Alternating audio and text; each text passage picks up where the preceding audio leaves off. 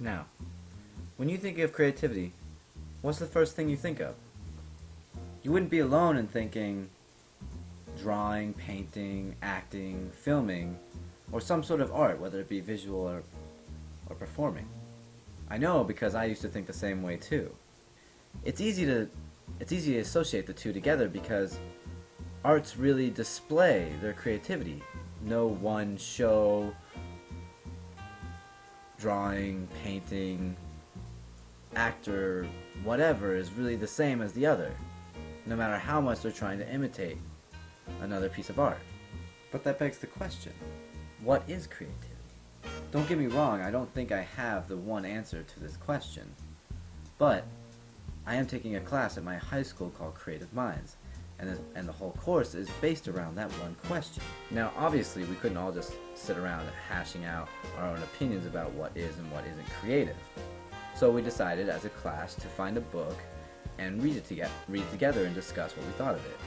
We decided to choose the book Creating Minds by Dr. Howard Gardner. In this book, Gardner talks a lot about creative people throughout history like Albert Einstein, Pablo Picasso,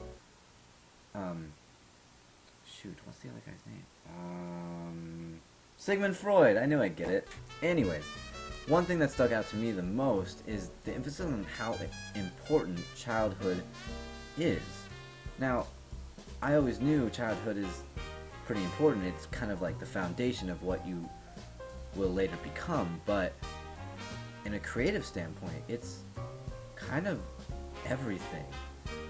In the sense that as a child, you're so curious about everything and you're so innocent that almost everything is interesting. Think back to your childhood. What was the thing that interested you the most? What did you want to do when you grew up? I know a lot of kids that wanted to be astronauts, presidents, professional video game players, professional soccer players, and many adults encouraged them to veer away from them because they were just so impractical or hard to obtain. But when looking at Picasso and Einstein, they did exactly that. They pursued their childhood interests. Einstein was always asking questions and doing experiments in his head about how the world around him worked. And Picasso was almost always drawing or doodling in class or doodling whenever he had the chance. Now, I'm not saying that only children be creative. In fact, Gardner argues that in order to be creative, you first have to master whatever it is that you're interested in what he says takes about 10 to 12 years.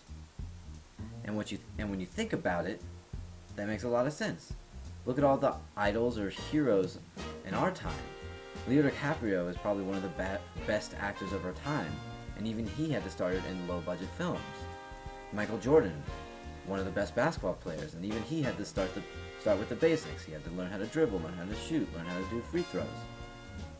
And look at the Beatles, same story there. Look at Michael Jackson, same story there, and so on and so on.